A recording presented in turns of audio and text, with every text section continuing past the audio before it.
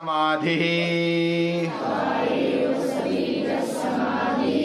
निर्विचार वैशारद्येध्यात्म प्रसादः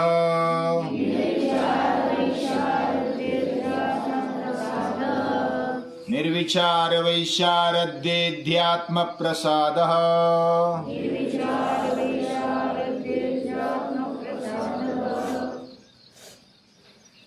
रामायण में एक कहानी मैंने सुनी थी और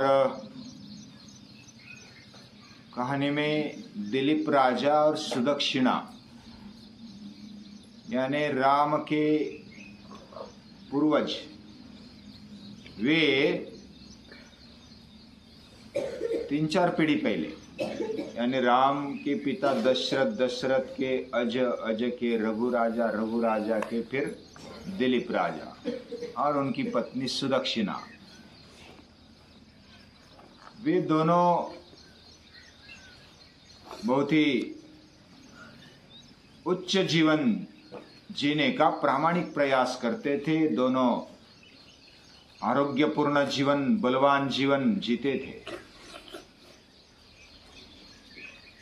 जीवन में और भी उनके सांस्कृतिक या तो संस्कार उनके जीवन में और बड़े, हमारे अगले पीढ़ियों में भी ऐसी पीढ़ी निर्माण हो जाए जो पूरे भारत देश को, पूरे दुनिया को आदर्श लगे। ऐसी पीढ़ी हमारे कुल में जन्मे, ऐसा उनको तीव्रता से लगने लगा। तो उन्होंने वशिष्ठ ऋषि, उनके जो गुरु थे, उनके पास गए, नमस्कार किया और इच्छा व्यक्त की कि हमें आने वाली जो प्रजा चाहिए, हमारे दोनों की जो प्रजा होगी, पुत्र होगा, पुत्री होगी, वह सर्वगुण संपन्न और आदर्श हो। उसके लिए क्या करना चाहिए? हमारा जीवन भी उच्च और आदर्श और बने, इसके लिए क्या करना चाहिए? तो उन्होंने कहा कि कामधेनु की पुत्री मेरे पास है, उसकी सेवा करो। तो उसके प्रसाद से आपको ये ऐसा पुत्र मिलेगा जो सर्वगुण संपन्न होगा। कामधेनु हमने भी नाम सुना है। कामधेनु यानी ऐसी गाय है कि जिसके पास जाएंगे, उसके पास जाएंगे तो जो भी इच्छा करेंगे पूरा करती है। और उसकी पुत्री नंदिनी, वो भी गाय है, और उसकी सेवा करने से आपको पुत्र मिल जाएगा। उन्होंने नमस्कार किया, सेवा में लग गए। रघुवंश में बहुत ही बढ़िया वर्णन है, पढ़ने जैसा है। विस्तार से पढ़ेंगे तो एक एक रघुवंशीय राजे कैसे थे, इक्ष्वाकु वंशीय, सूर्यवंशीय राजे कैसे थे, ये पता चलता है। यानी भारतीयों का आदर्श सांस्कृतिक जीवन अगर कैसा हो सकता है तो वो बहुत ही अच्छा बताया है। हमारा जीवन भी वैसा बने, हमें भी ऐसा लगता है, और इसलिए हम ऐसी कहानियां सुनते भी है। वे दोनों सेवा करने लगे। स्थित स्थितामुच्चलित प्रयाता निषेदुषीमासनबद्ध धीरा जलाभिलाषी जलमाददानाम छायेवतांभू प्रतिरन्वगच्छत्। वो छाया के समान उसके पीछे पीछे जा रहे हैं। वो बैठे, वो बैठे, वो उठे, वो उठे, वो चलने लगे, वो चलने लगे।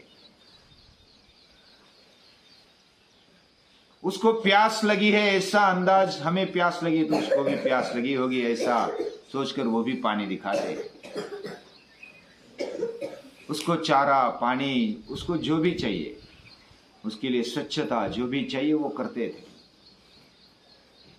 और उस सेवा से प्रसन्न होकर वो नंदिनी अपना दुग्धामृत देती है। वो लंबी कहानी है, वो बाद में मैं सुनाऊंगा। लेकिन वो प्रसन्न होती, उसकी दुग्ध द्वारा गलने लगती है जमीन पर और बोलती है कि मैं प्रसन्न हूं, आप ये दूध, मेरा दूध रूपी अमृत ले लो और आप उसका स्वीकार करो और आपकी इच्छा पूरी हो जाएगी। वो विनम्रता से बोलते दिलीप राजा कि आपके दूध पर पहला अधिकार है आपके बछड़े का,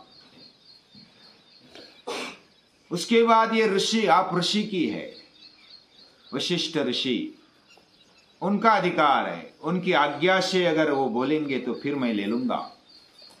वास्तविक वो जंगल में थी और प्रसन्न हो गई थी, मेरा दुग्धामृत पी जाओ तो आपकी इच्छा पूरी होगी। बस उधर ही सिद्धि मिल गई थी, फल मिल गया था, बस लेना था। लेकिन उनका धैर्य, उनकी तितिक्षा देखने जैसी है, उनका विवेक उधर भी जागृत है। हमें कोई फल मिलने के लिए देरी होती है तो हम उताविल हो जाते हैं, फल मिला तो उससे भी अधिक उताविल हो जाते हैं। लेकिन वो उतावलेपन में विवेक नहीं भूले। मैं आपका दुग्धामृत लेना चाहता हूं और सामने हाजिर है, देने वाला देने के लिए तैयार है, लेने वाला विवेकी है, वो बोलता है कि नहीं, अभी नहीं। वस्तु सामने पड़ी है, फल सामने पड़ा है, फिर भी लेना भी है, इच्छा भी है, फिर भी संयम है, संयमित जीवन है। आपके बछड़े का पहला अधिकार है, फिर बाद में ऋषियों का अधिकार है। उनकी आज्ञा से यज्ञ जो चलते हैं उधर दूध लगता है तो वो होकर के उनकी आज्ञा से मैं ले लूंगा, उनकी आज्ञा होगी तो मैं ले लूंगा, इतना धैर्य है। अब इधर कामधेनु क्या है? कौन है कामधेनु? हमारे ऋषि बताते शुद्धाई बुद्धि किल कामधेनु। जिनकी बुद्धि शुद्ध हो जाती है ना, उनकी वो कामधेनु है। हर एक के पास बुद्धि दी हुई है, लेकिन उसको विशुद्ध बनाना, शुद्ध परिशुद्ध बनाना। इधर योग दर्शन में कहा गया स्मृति परिशुद्ध। स्मृति एक बुद्धि का भाग है। हमारी स्मृति पूरी शुद्ध हो जाती है, बार बार उसको धुला धुला के शुद्ध करते हैं तो बुद्धि शुद्ध होने लगती है। शुद्धाई बुद्धि किल कामधेनु। सचमुच कामधेनु कौन है हमारे जीवन में? तो हमारी विशुद्ध ऐसी बुद्धि ये कामधेनु है। उसको शुद्ध बनाएंगे तो हम जो चाहेंगे वो मिलता है, वो देती है कामधेनु, यानी हमारी इच्छा पूरी करने वाली। और इधर सूत्र दिया है निर्विचार वैशारद्य ध्यात्म प्रसादा ऋतंबरा तत्र प्रज्ञा। जब हम समाधि के लिए या तो योग में आगे बढ़ते बढ़ते सवितर्क समाधि, निर्वितर्क समाधि, सविचार समाधि, निर्विचार समाधि और निर्विचार में जब विशारदता प्राप्त करते हैं तो अध्यात्म प्रसाद मिल जाता है। जीवन में सभी को प्रसन्नता चाहिए, सभी को खुशी चाहिए, तृप्ति चाहिए, आनंद चाहिए, समाधान चाहिए, सुख चाहिए। किसको नहीं चाहिए? हर एक को चाहिए। लेकिन किसको मिलता है? शुद्धाई बुद्धि किल कामधेनु। जिनकी बुद्धि शुद्ध है वो कामधेनु है। बस उसका दोहन करेंगे तो जो चाहे वो मिलता है। क्या इतनी हमारे पास शक्ति है? क्या सचमुच हमारी बुद्धि कामधेनु जैसी बन सकती है? हाँ, जरूर बन सकती है। ये महर्षि पतंजलि भी बताते हैं। हमें मेहनत करनी चाहिए शुद्ध बनाने के लिए। हमने पहले कुछ देखा, कायेन मनसा बुद्धिया, जो योगी है ना, वह अपने आत्मशुद्धि के लिए ही जीवन जीते। शरीर का उपयोग, इंद्रियों का उपयोग, मन का उपयोग, बुद्धि का उपयोग वह आत्मशुद्धि के लिए ही हो जाए, इसके लिए ही संग छोड़कर वो कर्म करते हैं। योगिना कर्म कुर्वन्ति संगम त्यक्त्वा। निष्काम होकर कर्म करते हैं और आत्मशुद्धि के लिए ही वो कर्म करते हैं।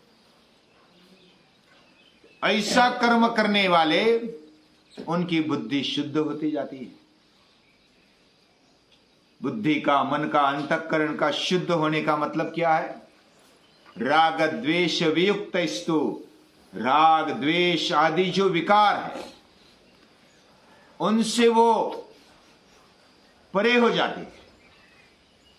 वियुक्त, राग द्वेष आदि जो विकार है उससे छूट गई, उससे दूर होकर के निर्मल होने लगी।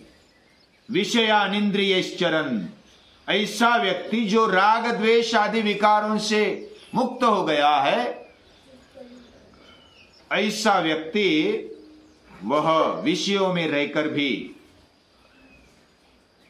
आत्मवश्यैर विधेय आत्मा, वह आत्मवश हो जाता है, खुद पर कंट्रोल पा लेता है।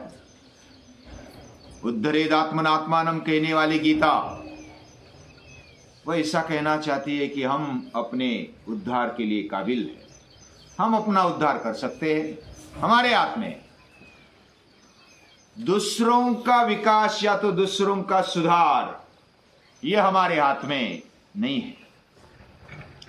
हमारे हाथ में हमारा विकास है, हमारा सुधार है। मैं मेरा मन, मैं मेरी बुद्धि, मैं मेरे इंद्रिय शरीर कैसे रखना चाहता हूं, ये मेरे हाथ में। जो मेरे हाथ में है, समझो कि मेरे हाथ में नहीं है, वो नहीं हुआ तो कोई बात नहीं। जो मेरे हाथ में वो नहीं हुआ तो बहुत चिंता करने की बात है। जो मैं कर सकता हूं वो मुझे करना चाहिए, और वो अगर करते जाते हैं तो हमारा जीवन निश्चित आगे बढ़ता है।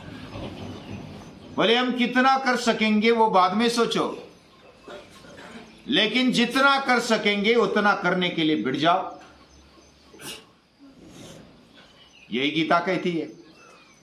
और इस तरह आगे बढ़ते हुए निर्विचार वैशारद्य, जब हम आगे बढ़ते बढ़ते हमारे मन के, बुद्धि के क्षमताओं को उपयोग में लाते हैं, एकाग्रता से उनको एक विषय पर, योग्य विषय पर लाते हैं, और धीरे धीरे वो विषय जाकर वो विषय रूप हम बन जाते हैं, अर्थ रूप बन जाते हैं। फिर विचारों में गढ़ते हैं, उसमें फिर विचार रूप बन जाते हैं।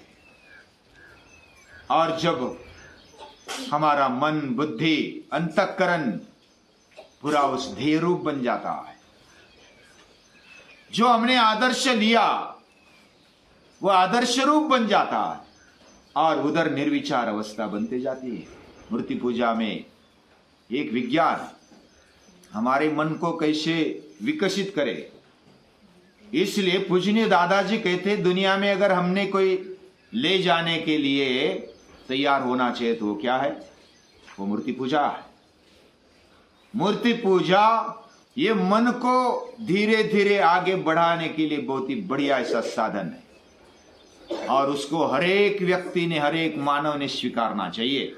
और ये मूर्ति पूजा हमारे पास है, भारतीयों के पास है, उसको सही तरीके से समझकर, वो शास्त्र है, मूर्ति पूजा इज ए परफेक्ट साइंस।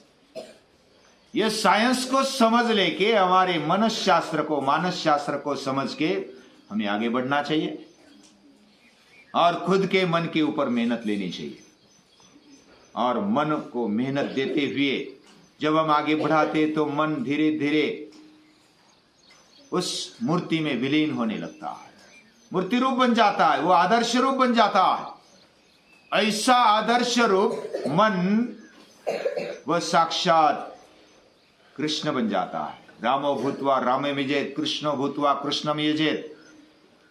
ऐसा जब बनने लगता है वह निर्विचार अवस्था हो जाती है हमारी मन और बुद्धि। वैसा 12वें अध्याय में भगवान कहते हैं मन ये मन आदत स्व मई बुद्धि निवेशय, मुझे मन और बुद्धि दे दे, बाकी विचार मत कर। वह निश्चित ऊर्ध्व गति पे जाएगा। अत ऊर्ध्वन न संशय, उसमें मुझे कोई संशय नहीं। वो जो मन और बुद्धि मुझे देगा। अगर हम मन और बुद्धि कहां से आए तो दादाजी समझाते हुए बहुत ही बढ़िया समझाते हैं। हमारा मन कोयले जैसा काला बन गया है, अंतःकरण काला कलुटा बन गया है। उसको कितना भी साबुन से धोएंगे तो वो रंग बदलेगा, कितना भी घिसेंगे तो नष्ट हो जाएगा, लेकिन अपना रंग नहीं बदलेगा। तो क्या करो, वो जिधर से निकला है ना, अग्नि से निकला है, तेज से निकला है, उधर डाल दो। भगवान से हम बने हैं, हमारा मन बुद्धि और पूरा जीवन बना है, हमें मिला है, तो वहां पर डाल दो। उस तेज में, चैतन्य में अगर हम मन बुद्धि को डालेंगे तो वह शुद्ध बनते जाता है, वह वही रूप ले लेता है, भगवान का रूप ले लेता है। ऐसा अंतःकरण जब समर्पित हो जाए या तो विलीन हो जाए तो वह शुद्ध बन जाता है। और वैसी बुद्धि निर्विचार वैशारद्य अध्यात्म प्रसाद, खुद को जान लेते हैं तो वो प्रसाद मिल जाता है। प्रसादस्तु प्रसन्नता, प्रसन्नता मिल जाती है। प्रसादे सर्व दुखा नाम हानि, प्रसाद जब मिलता है तो पूरे दुखों की हानि हो जाती है और राग द्वेष आदि विकार चले जाते। राग द्वेष वियुक्त स्तु विषयान इंद्रियश्चरन् आत्मवश्येर विधेयात्मा प्रसादमधिगच्छति। प्रसादे सर्व दुखानां हानिरस्योपजायते प्रसन्न चेतसो यासु बुद्धि पर्यवतिष्ठते। ऐसी बुद्धि बन जाती है और वही बुद्धि शुद्धा ही बुद्धि किल कामधेनो, वो बुद्धि कामधेनु है। जैसा हम चाहते हैं वैसा वो बन जाती है, लेकिन वो उसकी खुद की कामना नहीं होती थी। ऐसे स्टेज पर वो पहुंच जाते, खुद की कामना नष्ट हो जाती है। भगवान जो कामना करते, यदृच्छा लाभ संतुष्टो, भगवान जो कामना करते वही वो बुद्धि कामना करती है। भगवान जो इच्छा करते वही बुद्धि वो इच्छा करती है। बुद्धि में एक तो कामना होती है और दूसरी होती निर्णय करने की शक्ति। वो दोनों भगवान के पास चले जाते हैं। कामना यानी इच्छा, इच्छा भगवान को दे दी, और जो क्या बताया मैंने, दूसरी बात निर्णय करने की शक्ति, वो निर्णय भी भगवान पर सौंप देते। जो भी निर्णय है भगवान तू ही कर ले, लेकिन निर्णय तो हम करने जाते हैं और भगवान को बोलते कि अभी संभाल ले। निर्णय भी भगवान पर सौंप देना, संकल्प भी भगवान पर सौंप देना, और उसके साथ जो कामना है वो भी, जो भी कामना भगवान करते वो करते जाना। तो हमारी बुद्धि शुद्ध होती जाती है और अध्यात्म प्रसाद मिलता है। हमारी खुद के अंदर जो भी प्रसन्नता है, निर्भयता है, तृप्ति है, समाधान है, वो मिलने लगता है। फिर कोई उसको अप्रसन्न नहीं कर सकता, फिर कोई दुखी नहीं कर सकता, फिर कोई भय नहीं दिखा सकता। ऐसी स्थिति आना, ये स्थिति आ जाती है निर्विचार वैशारद्य अध्यात्म प्रसाद। उसकी बुद्धि ऋतंभरा बन जाती है। ऋतंभरा क्या है आगे देखेंगे, तब तक के लिए रुकते हैं। नमस्कार।